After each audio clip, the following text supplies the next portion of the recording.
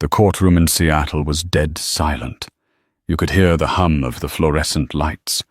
Rachel Linwood, a broke waitress wearing a thrift store blazer, sat with her head down, waiting to lose everything: her home, her reputation, and her daughter. Her husband, Harrison Sterling, a real estate mogul, with a smile that could freeze water, was already checking his watch, confident of his victory. The evidence was stacked against her. The narrative was set. Everyone in that room believed the wife had lost. But then Judge Arthur P. Harrington stopped the gavel in midair, looked over his spectacles, and asked one final, seemingly innocent question. And that question didn't just change the verdict. It exposed a crime no one saw coming. October 14th, 2023. King County Superior Court.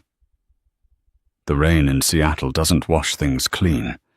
It just makes the grime slicker. That's how Rachel Linwood felt as she stepped out of the Uber, a ride she couldn't really afford, and looked up at the grey, imposing face of the King County Courthouse. To the pedestrians walking by, she was just another woman in a beige suit that didn't quite fit right at the shoulders. But inside her chest, her heart was hammering against her ribs like a trapped bird. She checked her reflection in the darkened window of a parked car. Her eyes were tired. The concealer she'd bought from the drugstore was doing its best to hide the purple shadows of 3 sleepless nights, but the stress was etched into the lines around her mouth. She was 34, but today she felt 80. Inside that building sat her husband, Harrison Sterling. Just thinking his name made her stomach turn. Harrison wasn't just a man. He was an institution. He was the CEO of Sterling & Oakhaven, a commercial real estate firm that owned half the skyline of downtown Seattle. He was charming, he was philanthropic, and he was currently suing Rachel for full custody of their 5-year-old daughter Lily and petitioning to annul their marriage on the grounds of fraud. Fraud.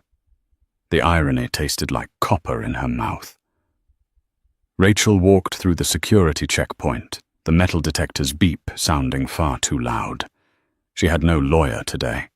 Her attorney, a kind but overworked public defender named David Groller, had recused himself 2 days ago due to a sudden conflict of interest. Rachel knew what that meant. Harrison had gotten to him. Maybe not with a bribe. Harrison was too smart for envelopes of cash, but with a promise of a partnership or a threat to bury his career. So she was walking into the lion's den alone. As she approached courtroom 4B, she saw them. The Sterling team. It looked like a scene from a movie, but it was nauseatingly real. Harrison stood in the center, wearing a navy bespoke suit that cost more than Rachel had made in her entire previous year as a waitress. He was laughing softly at something his lead counsel, Vivian Cross, had whispered. Vivian Cross was a shark in Louboutins. She was known in legal circles as the Butcher of Belltown. If Vivian was on the case, the goal wasn't just to win. It was to obliterate the opposition so thoroughly they couldn't even file an appeal. Harrison spotted Rachel down the hall. He didn't sneer. He didn't frown. He offered her a sad, pitying smile. It was the smile of a benevolent king looking at a peasant who had lost their way. It was that smile that terrified her more than his anger. It was the smile that said, "You never stood a chance, darling." "Mrs. Sterling," Vivian Cross said, as Rachel approached, her voice smooth as velvet, but cold as ice. "We were worried you wouldn't show. There is still the settlement offer on the table. Walk away, give up custody, and the NDA comes with a $50,000 check." $50,000. To Rachel, whose bank account currently read $142,050. It was a fortune. But the cost was Lily. "I'm not selling my daughter Vivian." Rachel said, her voice shaking, but her chin high. Harrison sighed, adjusting his silk tie. It's not selling, Rachel. It's facilitating a better future. Look at you. You're a waitress. You live in a studio apartment above a laundromat. You can't give Lily the life she deserves. I'm trying to be generous here. The life she deserves isn't a life without her mother, Rachel whispered. We'll see what Judge Harrington thinks about that, Vivian said, checking her phone. He's a stickler for stability and financial solvency. They turned and entered the courtroom. The heavy oak doors swung shut behind them, sealing Rachel's fate. The gallery was surprisingly full. Harrison was a public figure, and the press loved a story about a gold-digging waitress trying to fleece a self-made tycoon. Rachel could feel the eyes boring into her back. The whispers were audible. That's her. She looks unstable. I heard she faked a pregnancy to trap him. The lies had been planted in the tabloids weeks ago. Harrison's PR team was efficient. By the time Rachel sat at the defendant's table, alone unpacking her messy stack of documents and crumpled receipts, the court of public opinion had already sentenced her. All rise, the bailiff bellowed. Judge Arthur P. Harrington entered. He was an older man, perhaps in his late 60s, with thinning grey hair and thick tortoise-shell glasses. He didn't look at the lawyers. He looked at the files in front of him. He had a reputation for being impatient strictly by the book and notoriously harsh on disorganized litigants. Rachel looked at her chaotic pile of papers. Then she looked at the neat leather-bound binders on Harrison's table. I'm going to lose, she thought. The realization hit her with the physical force of a punch. I am going to lose Lily today. Case number 49201, Sterling versus Sterling, the clerk announced. Judge Harrington looked up. His eyes scanned the room, lingering for a moment on Harrison's expensive team, and then sliding over to Rachel sitting alone in her cheap blazer. Mrs. Sterling, the judge boomed. Where is your counsel? I am representing myself, Your Honor. Rachel stammered, standing up. Her legs felt like jelly. Proceed, the judge grunted, clearly displeased. In a high-asset divorce and custody case, are you aware of the risks, ma'am? I have no choice, Your Honor. My lawyer withdrew 48 hours ago. I see. The judge looked at Harrison's team. Vivian Cross stood up, radiating confidence. Your Honor, the plaintiff is ready to proceed. We intend to prove that the defendant, Mrs. Sterling, entered this marriage under false pretenses, has a history of financial instability, and is currently unfit to provide a stable environment for the minor child. Harrison looked straight ahead, the picture of a grieving, stoic husband. Rachel gripped the edge of the table until her knuckles turned white. They were going to paint her as a monster, and she had no one to defend her but herself. To understand how Rachel ended up alone in that courtroom, trembling before a judge, you have to understand where she came from. You have to go back 5 years to a rainy Tuesday night at the Blue Heron, a mid-range seafood bistro near the Seattle waterfront. Rachel wasn't a socialite or a model, as the tabloids later speculated. She was 29, working double shifts to pay off her mother's medical debts. Her mother had passed away the year before, leaving Rachel with a hollowed-out heart and a mountain of bills. Rachel was tired, that deep, bone-weary exhaustion that sleep doesn't fix. She was wiping down table 4 when Harrison Sterling walked in. He was different even then. He didn't wait to be seated. He walked to the corner booth as if he owned the building. Maybe he did. He ordered a Scotch neat and the filet mignon. He was on his phone the whole time, barking orders about zoning permits and interest rates. Rachel was intimidated. She dropped a fork near his shoe. "I'm so sorry, sir," she had gasped, bending down to retrieve it. Harrison had stopped talking. He hung up the phone. He looked down at her, and his expression softened. "Leave it," he said. His voice was rich baritone. "Accidents happen. What's your name?" "Rachel." "Rachel," he repeated, testing the word. "You look like you've been on your feet for 10 hours, Rachel." 12, actually." He smiled. It was dazzling. "Then you deserve a break. Add a bottle of your best Cabernet to my bill, for you to take home." When he left that night, he left a tip of $500 on a $80 bill. On the back of the receipt in elegant cursive, he wrote, "Dinner. I promise I won't talk about zoning laws." Rachel was skeptical. Men like Harrison Sterling didn't date women like Rachel Linwood. They dated women like Vivian Cross. But she was lonely and the debt collectors were calling daily. The idea of someone taking care of her, even just for a dinner, was intoxicating. Their first date was a whirlwind. He took her to a private gallery opening. He bought her a dress because she didn't have anything suitable. He listened to her talk about her childhood. Her mother had dreams of one day opening a small bakery. He seemed fascinated by her simplicity, her lack of pretense.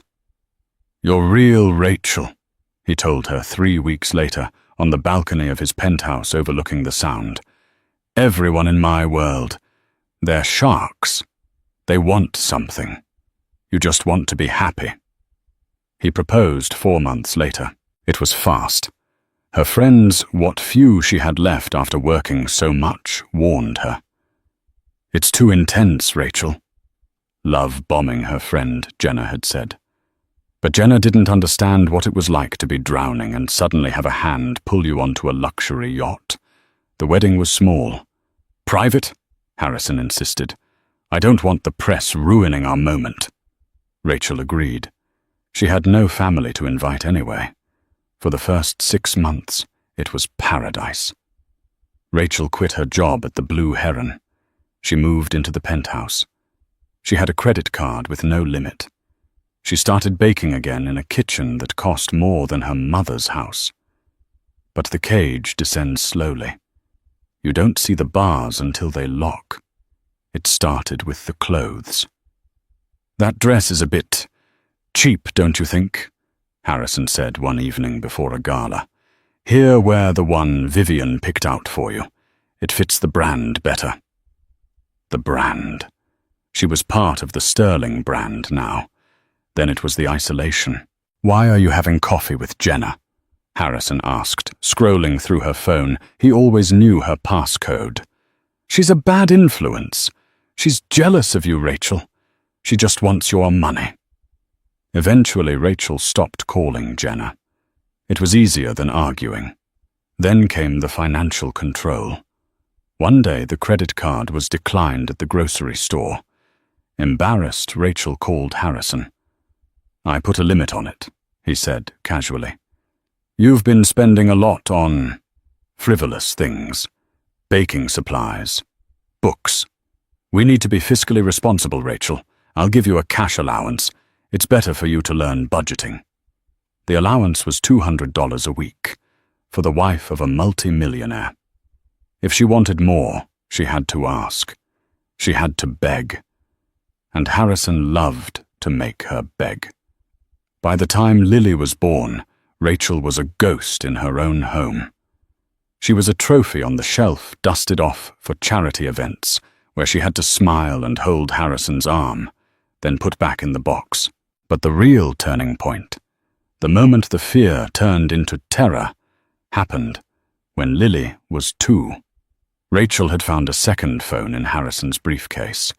She knew she shouldn't snoop, but he had been distant, coming home at 3 a.m. smelling of perfume that wasn't hers. She turned it on. It wasn't an affair. Well, not just an affair. It was messages. Encrypted messages to a contact named Viper. They weren't talking about real estate. They were talking about offshore accounts. They were talking about bribes paid to city council members to rezone protected wetlands. They were talking about laundering money through a shell company in the Caymans. Rachel froze. She was married to a criminal. Suddenly the door to the study slammed open. Harrison stood there. He wasn't the charming man from the bistro. His face was contorted in a rage she had never seen. He crossed the room in 2 strides and snatched the phone from her hand. He didn't hit her. He did something worse. He grabbed her face, squeezing her jaw until tears sprang to her eyes, and leaned in close. "You have a vivid imagination, Rachel," he whispered, "but nobody believes a waitress over a sterling. If you ever mention this, if you ever try to leave, I will destroy you. I will take Lily, and I will make sure you end up back in the gutter where I found you." He shoved her away and walked out. From that day on, Rachel began to plan. It took her 3 years to gather the courage to file for divorce. She thought she was ready. She thought the truth would protect her. But sitting in Judge Harrington's courtroom, watching Harrison chat with the prosecutor, she realized how naive she had been. The truth doesn't matter if you can't prove it, and Harrison Sterling had erased all the proof. "The court calls the first witness," Judge Harrington said, snapping Rachel back to the present. Vivian Cross stood up, a predatory glint in her eye. "We call Mr. Harrison Sterling to the stand." Rachel watched her husband walk to the witness box. He placed his hand on the Bible. He swore to tell the truth. And then he looked at Rachel and winked. The witness stand is a lonely place, but Harrison Sterling made it look like a throne. He sat with his legs crossed comfortably, leaning slightly toward the microphone. He didn't look arrogant. That would have been a mistake. Instead, he looked weary. He looked like a man who had carried the weight of the world on his shoulders for 5 years and was finally setting it down. Vivian Cross paced slowly in front of the jury box, though there was no jury today, only Judge Harrington. This was a bench trial, which meant Rachel's fate rested entirely on the opinion of one old man in a black robe. "Mr. Sterling," Vivian began, her voice soft, almost sympathetic. "Let's go back to the beginning. You met the defendant at a restaurant where she was working, is that correct?" "Yes," Harrison said, a nostalgic, sad smile touching his lips. "The Blue Heron. She was enchanting. She seemed so fragile, so in need of protection. I fell in love quickly. I wanted to give her everything she never had." "And did you?" Vivian asked. "Did you provide for her?" Harrison sighed, looking down at his hands. "I tried. I paid off her mother's debts, about $40,000. I moved her into my home. I gave her an allowance that was more than her previous monthly salary. I bought her a car. I set up a studio for her art. I wanted her to be free to pursue her passions." Rachel, sitting at the defense table, felt bile rise in her throat. Art studio. It was a damp corner of the basement where he allowed her to store her old sketchbooks. Allowance. It was control money, monitored to the penny. "Objection," Rachel blurted out, half standing. "He's lying. He tracked every cent I spent. If I bought tampons he didn't approve of, he'd lecture me for an hour." Judge Harrington lowered his glasses. The room went silent. "Mrs. Sterling," the judge said, his voice like gravel, "this is not a television show. You do not shout objection because you disagree with the narrative. You object to legal grounds, hearsay, relevance speculation. Do you have a legal ground?" Rachel froze. Her face burned hot. No, Your Honor. But it's not true." "Then you will have your turn to cross-examine. Sit down." Harrison looked at the judge with an apologetic nod. "I'm sorry, Your Honor. She gets spirited. It's part of her condition." Vivian nodded, seizing the opening. "Let's talk about that condition, Mr. Sterling. When did you notice Rachel's behavior changing?" Harrison shifted in his seat. The performance shifted gears. Now he was the victim. About a year into the marriage, she became paranoid. She started accusing me of things. Infidelity. Illegal business dealings. She would check my phone while I slept. She would follow me to job sites. He paused, looking directly at Rachel with eyes that seemed to plead for her sanity. "I tried to get her help. I hired the best therapists. But she refused to go. She said I was trying to gaslight her." "And were you?" Vivian asked. "No. I was trying to save our marriage. I was trying to protect our daughter.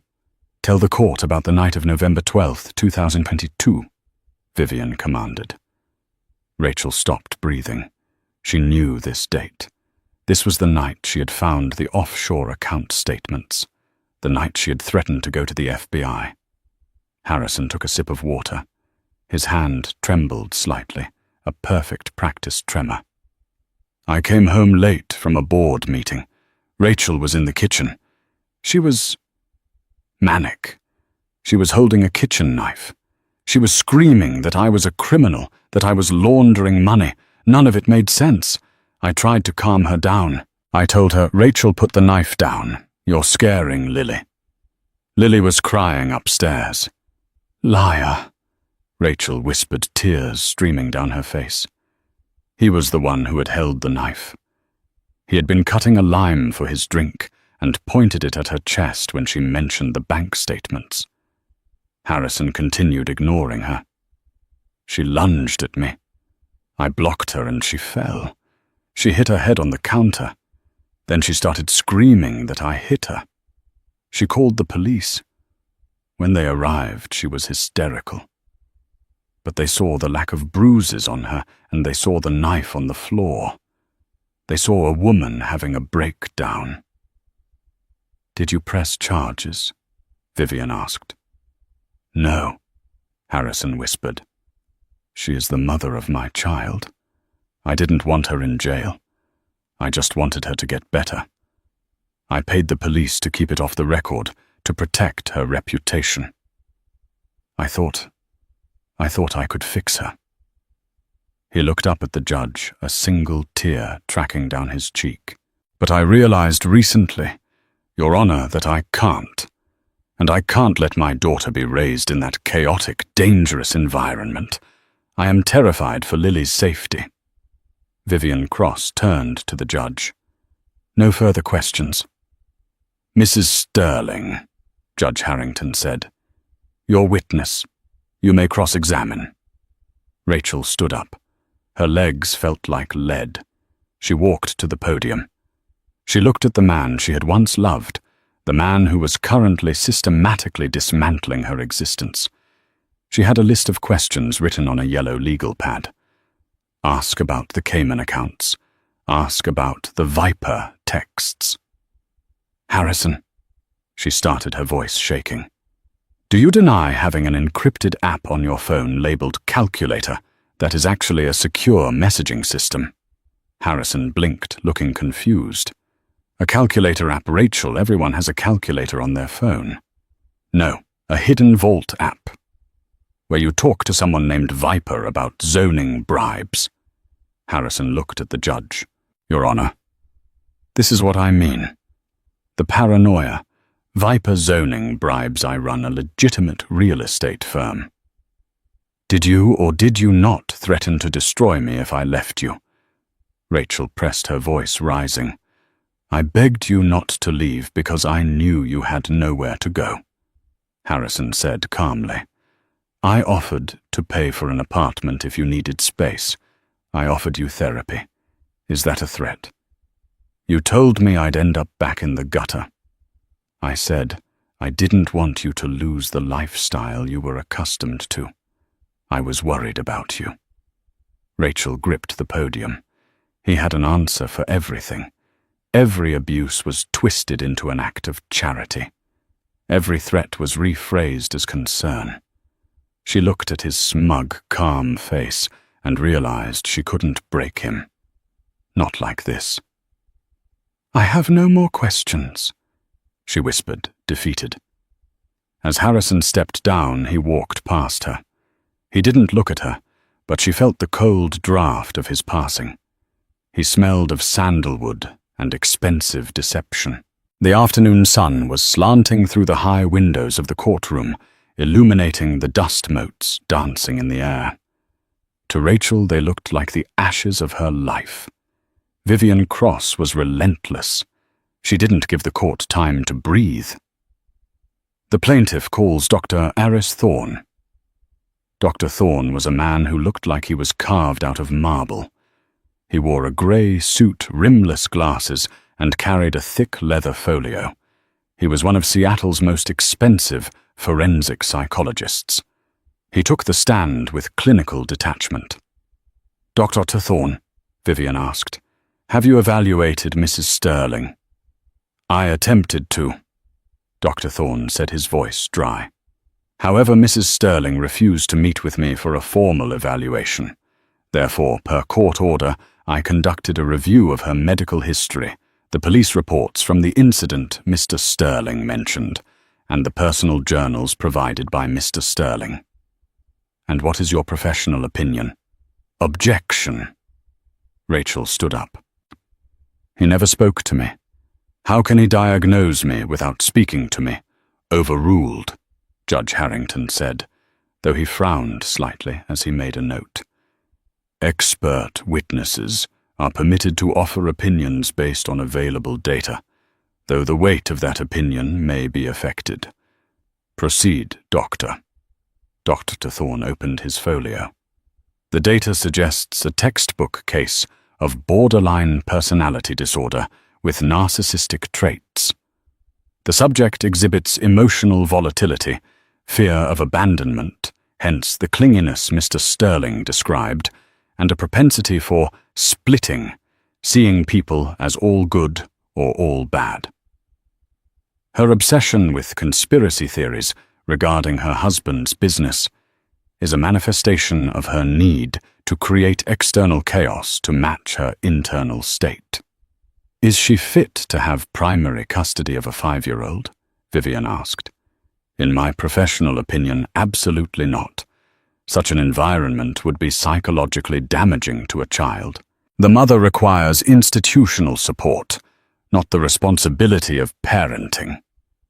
Rachel sank into her chair. Institutional support. They were trying to have her committed. When it was her turn to cross-examine, Rachel tried to fight back. "Dr. Thorne," she said, "how much is Mr. Sterling paying you for this testimony?" "I am billing my standard hourly rate for expert consultation," Thorne said smoothly, "which is $600 an hour. So you've been paid thousands of dollars to read my diary, which was stolen by my husband, and decide I'm crazy. I am paid for my expertise, Mrs. Sterling, not for a specific outcome." Rachel looked at the judge. "He's a hired gun. Your Honor, he says whatever Harrison wants him to say." "That is argument, not a question," the judge sighed. "Move on, Mrs. Sterling." Rachel had nothing else. She couldn't debate psychology with a man who had written textbooks on it, but the worst was yet to come. "The plaintiff calls Mrs. Beatrice Gable." Rachel's head snapped up. Beatrice Mrs. Gable was their housekeeper. She was a kindly woman in her 50s who had held Lily when she was a baby. She had made Rachel tea when she was crying in the kitchen. Rachel had thought. She had thought Beatrice was her friend. Beatrice walked in, clutching a rosary beads in her hand. She wouldn't meet Rachel's eyes. "Mrs. Gable," Vivian said, "you worked in the Sterling household for 3 years, correct?" "Yes, ma'am," Beatrice said, her voice small. Tell us what you saw regarding Rachel's parenting. Beatrice took a shaky breath. She looked at Harrison. He gave her a sharp, almost imperceptible nod. Mrs. Sterling. She loved Lily. I know she did. Beatrice began sounding pained. But she was forgetful. She drank a lot of wine in the afternoons. Rachel's mouth dropped open. She barely drank, maybe a glass a week. Can you give an example of this forgetfulness? One time, about 6 months ago, I came in and Lily was in the bathtub. The water was running. It was almost to the top. And Mrs. Sterling. Beatrice started crying. She was in the bedroom on the phone, screaming at someone. She had forgotten the baby in the bath. If I hadn't walked in, if I hadn't turned the water off. No. Rachel screamed. The sound tore out of her throat before she could stop it. That never happened, you liar, Beatrice. Look at me. Why are you doing this? Judge Harrington slammed his gavel. Mrs. Sterling, restrain yourself, or I will have you removed. She's lying, Rachel sobbed, gripping the table. He paid you, didn't he, Beatrice? Or did he threaten you? Did he threaten your son's tuition? Beatrice was sobbing now, burying her face in her hands. I'm sorry, she mumbled. Vivian Cross looked triumphant. The witness is clearly distressed by the defendant's aggression. No further questions. Rachel couldn't even stand up to cross-examine. She just stared at Beatrice. The betrayal cut deeper than the lies. Beatrice knew the truth. Beatrice had seen Harrison grab Rachel's arm. Beatrice had seen the bruises. But Harrison had gotten to her. Maybe he paid off her mortgage. Maybe he threatened to have her deported. It didn't matter. The damage was done. Judge Harrington looked at Rachel. He looked at the weeping housekeeper. He looked at the calm, stoic Harrison. Mrs. Sterling, do you have any questions for this witness? Rachel shook her head slowly. She felt hollowed out. No, she whispered. There's no point. Very well, the judge said. He checked the clock. It is 4:30 p.m. We will recess for the day. We will reconvene tomorrow morning at 9 a.m. for the defense's case. All rise. As the room cleared, Rachel sat there. She didn't move. She felt like she was underwater. Harrison and Vivian packed up their sleek leather bags. They were chatting quietly like colleagues finishing a successful business deal. Harrison paused as he passed Rachel's table. He leaned down his lips, brushing her ear. You should have taken the settlement, Rachel, he whispered. Beatrice's son just got a full scholarship to a private university. Sterling and Oakhaven is very generous to its friends. You have no friends left. He walked away, the doors swinging shut behind him. Rachel sat alone in the empty courtroom. The silence was heavy. She looked at her chaotic pile of papers. The evidence, she had the blurry photos of texts. The bank statements, she didn't understand how to interpret it all, looked like garbage now. She was going to lose Lily. The thought made her chest constrict so hard, she gasped for air. She gathered her things with trembling hands. As she walked out of the courtroom, she passed the judge's bench. Judge Harrington was still there in his chambers, the door slightly ajar. She saw him taking off his robe. He looked old and tired. She wanted to run in there and scream the truth, but she knew it wouldn't work. The system demanded proof, and Harrison had bought all the proof. She walked out into the Seattle rain. It was pouring now. She didn't have an umbrella. She let the rain soak her cheap suit, let it run down her face, masking her tears. She had one night left. One night to find a miracle, or one night to say goodbye to her daughter in her heart.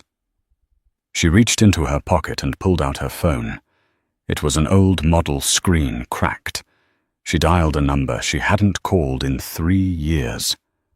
"Hello," a voice answered. It was Jenna. The friend Harrison had forced her to cut off. "Jenna," Rachel choked out. "I need help. Please, he's going to take her." There was a silence on the other end. Then a sigh. "I saw the news, Rachel. Everyone thinks you're crazy." "I know," Rachel whispered. "Do you?"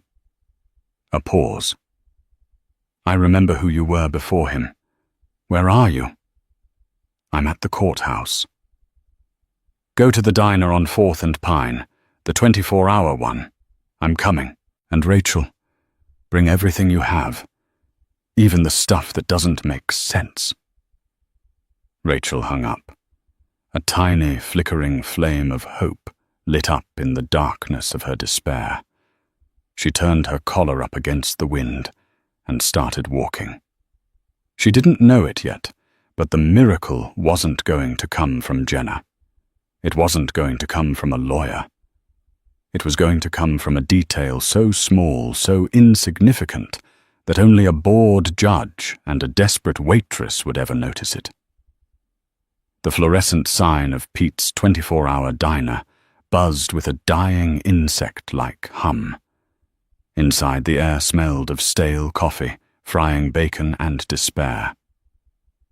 Rachel sat in a corner booth, the vinyl cracked and taped over with silver duct tape.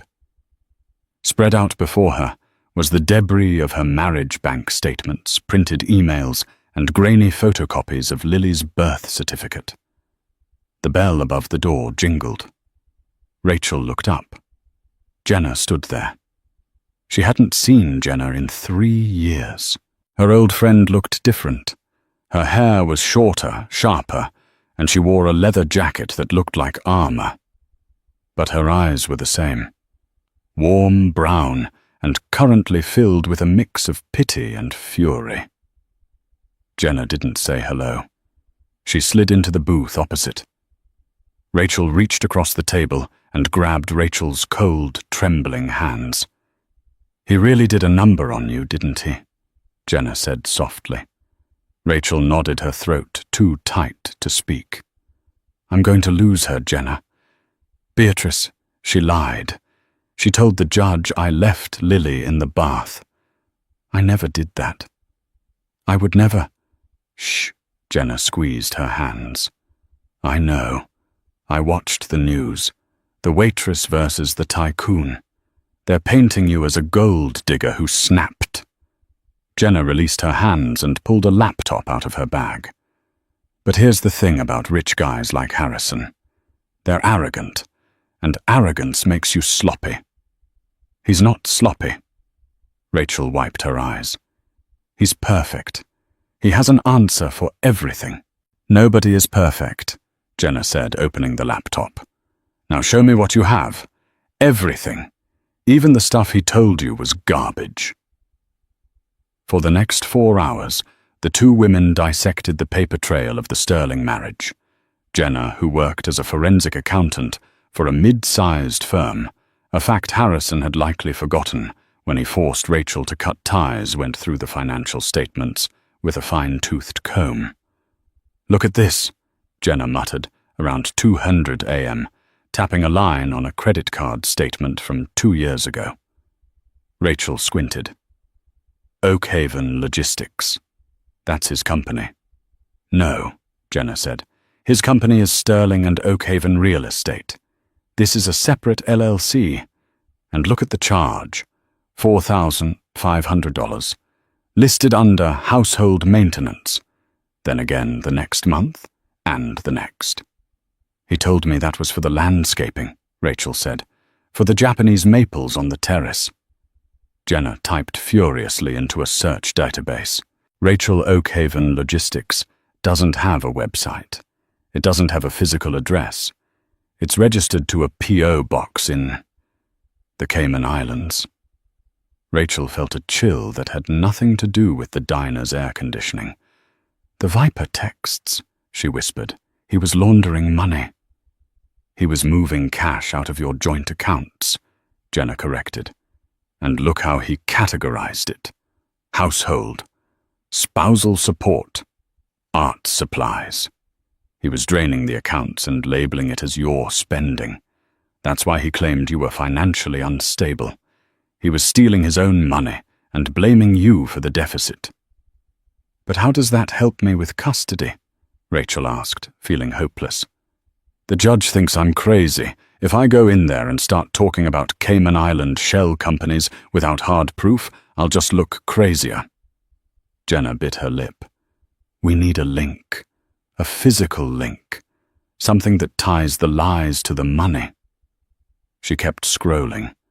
Rachel watched the rain streak the window.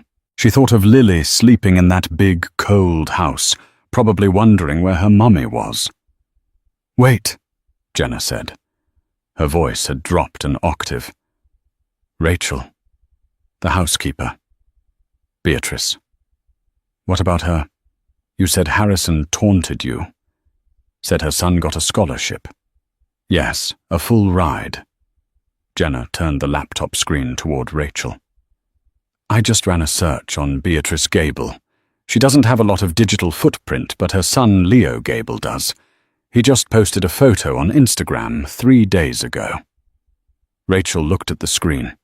It was a young man standing next to a brand new red convertible holding a letter of acceptance. The caption read, "Blessed Sterling Foundation.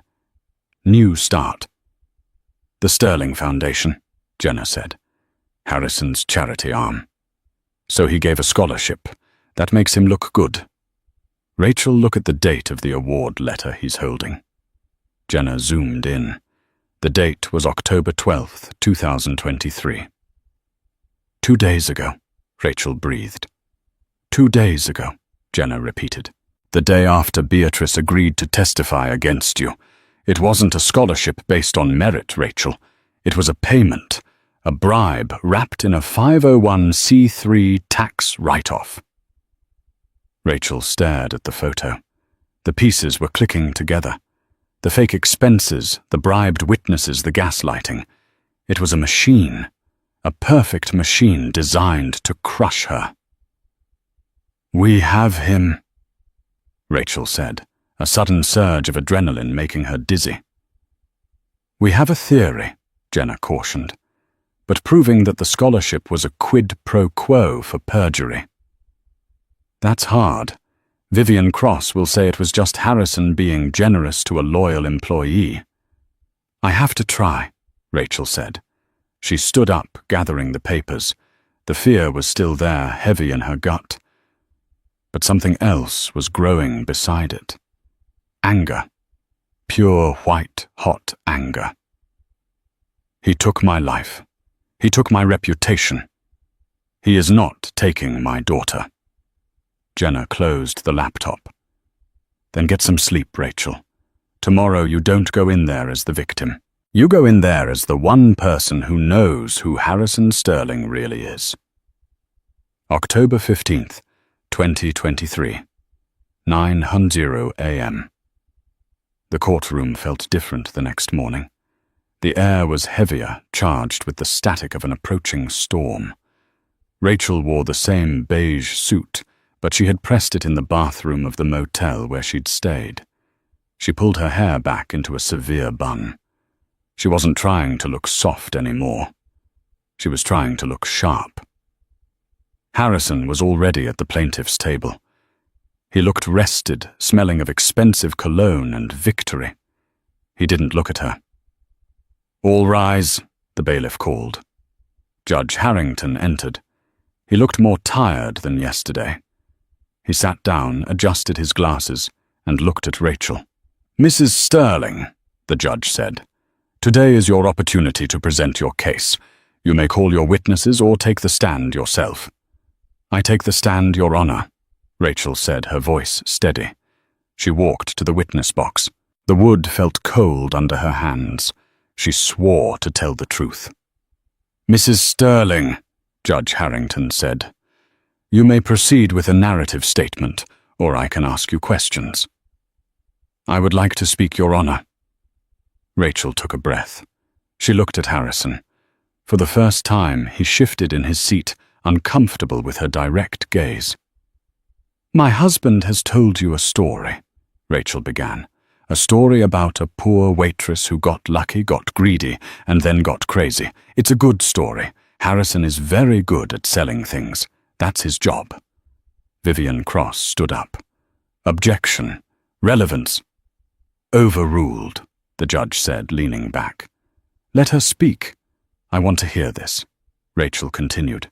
"But the truth is in the numbers. Harrison claimed I spent $50,000 on art supplies and frivolous items. He claimed I was financially irresponsible." She held up the stack of papers Jenna had printed. "These are the bank records. The money didn't go to stores. It went to a shell company called Oak Haven Logistics in the Cayman Islands. He wasn't supporting my hobbies. He was hiding his assets." Harrison's face didn't move, but his fingers tapped a rhythm on the table. Tap, tap, tap. "And Beatrice Gable," Rachel said, her voice trembling slightly. "She lied yesterday. She said I left Lily in the bath. But on the date she claimed that happened November 12th, Beatrice wasn't even in the state. She was at her sister's funeral in Portland. I have the obituary here." Rachel placed the paper on the ledge of the witness box. The courtroom went silent. Vivian Cross whispered something furiously to Harrison. Harrison whispered back, looking annoyed, but not panicked. Vivian stood up slowly. "Your Honor, may I cross-examine?" "Proceed." Vivian walked toward Rachel. The predator was back. "Mrs. Sterling," Vivian said, smiling. "You've been very busy overnight. Internet conspiracy theories." "Facts," Rachel said. "Let's talk about this shell company. You have no proof Mr. Sterling controls it. Do you? Oak Haven is a common name. There are Oak Haven streets, Oak Haven parks. Isn't it possible you just bought supplies from a vendor with a similar name? For $50,000, Rachel snapped. "I sketch with charcoal Ms. Cross. I don't buy diamonds." "And the housekeeper," Vivian continued, ignoring the point. "You say she was at a funeral, but didn't Beatrice testify that she came back early, that she was so dedicated to your family she skipped the wake to help you?" "She never said that. She didn't have to. The point is, she was there. You were in a manic state. You probably don't remember who was there." Vivian leaned in close on the stand, invading Rachel's space. "Just like you don't remember grabbing the knife. Just like you don't remember threatening to kill yourself if Harrison left you." "I never did that," Rachel shouted. "Your Honor." Vivian turned to the judge. "The witness is agitated. This confirms Dr. Thorne's diagnosis. She constructs elaborate paranoid narratives, money laundering conspiracies to avoid facing her own negligence." Vivian turned back to Rachel, her voice dropping to a lethal whisper. "You're not a victim, Rachel. You're a liability. And Harrison is just trying to make sure Lily doesn't go down with you." "He bribed her," Rachel screamed, pointing at Harrison. "He gave her son a scholarship through his foundation 2 days ago. It's a payoff." Harrison stood up, looking deeply offended. "Your Honor, I object. My foundation helps hundreds of students. I have no control over the selection committee. To accuse me of bribery because I help underprivileged kids? It's disgusting." Judge Harrington rubbed his temples. "Sustain. Mrs. Sterling, unless you have a direct paper trail linking that scholarship to a demand for testimony, you are speculating." Rachel slumped in the chair. She had the dots, but she couldn't draw the line thick enough for the law to see. "I have no further questions," Vivian said, dismissing her with a wave of her hand. Rachel stepped down. She felt like she was walking to the gallows. She had thrown her best punch, and Harrison had barely flinched. "Does the defense rest?" the judge asked. "Yes," Rachel whispered. "Rebuttal?" the judge asked the plaintiff. "Briefly, Your Honor," Vivian said. "Mr. Sterling would like to clear up the confusion regarding the finances." Harrison took the stand again. He was the picture of the benevolent patriarch. "Harrison," Vivian asked, "please explain the Oak Haven logistics charges." Harrison chuckled softly. "It's embarrassing, actually. I didn't want to say it in front of Rachel. Those weren't for a shell company. Oak Haven Logistics is the billing name for a private investigation firm I hired." Rachel's eyes widened. "Why did you hire them?" "To find Rachel," Harrison said, looking at her with sad eyes. "When she would disappear at night. When she would wander off. I was terrified she would hurt herself. I spent thousands trying to keep track of her, to keep her safe. I listed it as household so she wouldn't see it and get paranoid. I was trying to protect her dignity. It was a masterstroke. He took the evidence of his crime and turned it into evidence of his love." The judge nodded slowly. He seemed to buy it. Or maybe he just wanted this messy, emotional trial to be over. "Thank you, Mr. Sterling," Judge Harrington said. "You may step down." Harrison stood up, buttoning his jacket. He looked at Rachel. A tiny, imperceptible smirk touched the corner of his mouth. It was the same look he had given her the night he told her nobody would ever believe her. The trial was effectively over. Closing arguments were a formality. Rachel knew it. Vivian knew it. Judge Harrington began to gather his papers. He took off his reading glasses. He looked at the clock. It was 11:45 a.m. Lunch was approaching. "I have heard the testimony," Judge Harrington grumbled. "I have reviewed the exhibits. The court is inclined to issue a ruling regarding temporary custody today, with a final decree to follow." Rachel put her head in her hands. She was going to vomit. It was over. "However," Judge Harrington said, pausing. The room went silent. The judge wasn't looking at the lawyers. He wasn't looking at Rachel. He was looking at Harrison Sterling. Harrison, confident and poised, was standing by his table checking his watch again. A habit. A nervous tick of a busy man. Judge Harrington narrowed his eyes. He leaned forward over the bench, the leather of his chair creaking loudly in the hush of the room. "Mr. Sterling," the judge said. His voice was no longer bored. It was sharp as a razor. Harrison looked up, startled. "Yes, Your Honor." "Before I issue my ruling," the judge said, "I have one final question for you." Harrison smiled the picture of cooperation. "Of course, Your Honor. Anything." The judge didn't smile back. He picked up a piece of evidence, a photograph Harrison's team had submitted. It was a photo of Harrison and Lily playing in the park, submitted to show what a loving father he was.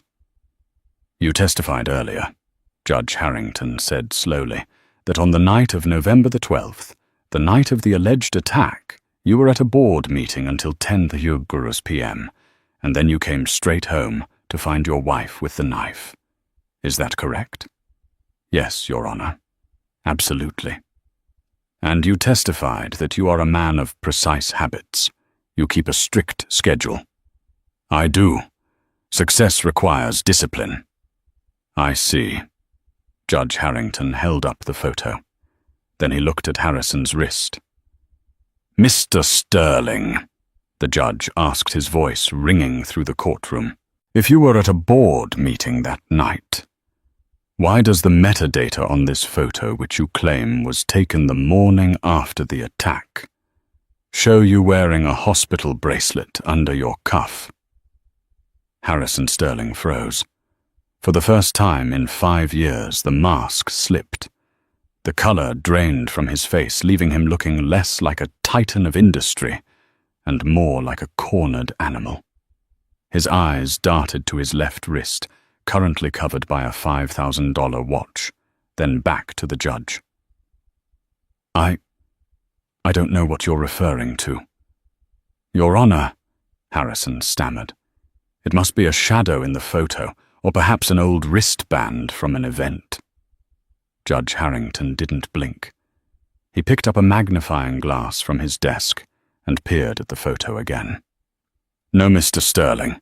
It is clearly a patient ID band from the Swedish Medical Center, and because I found it curious that a man who claimed to be at a board meeting would be wearing a hospital bracelet, I had my clerk call the hospital during the recess to verify the admission records based on your date of birth. The silence in the courtroom was absolute. Even Vivian Cross had stopped writing. She stared at her client with dawning horror.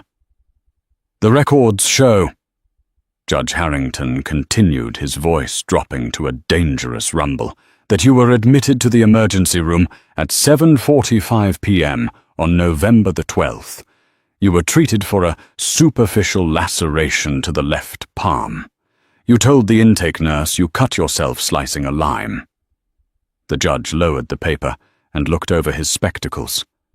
You testified under oath that you were at a board meeting until 10:00 p.m. You testified that you came home at 10:30 p.m. to find your wife manic and wielding a knife. You testified that she attacked you then.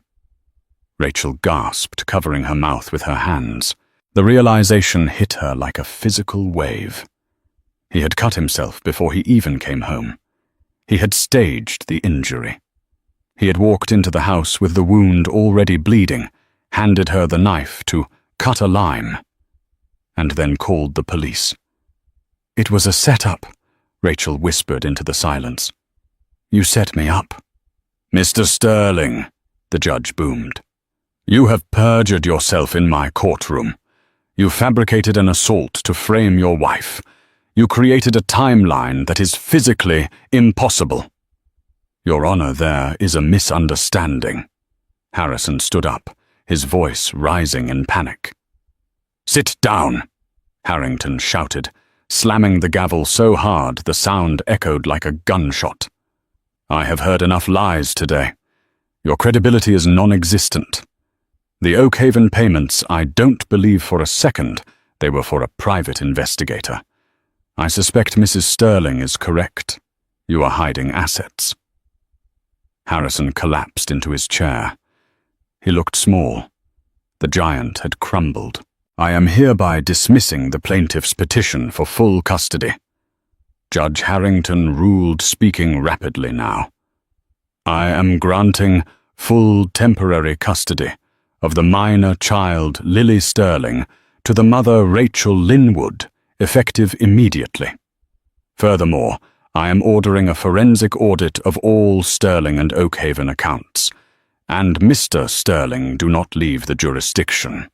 I am referring this transcript to the district attorney's office for potential charges of perjury and filing a false police report.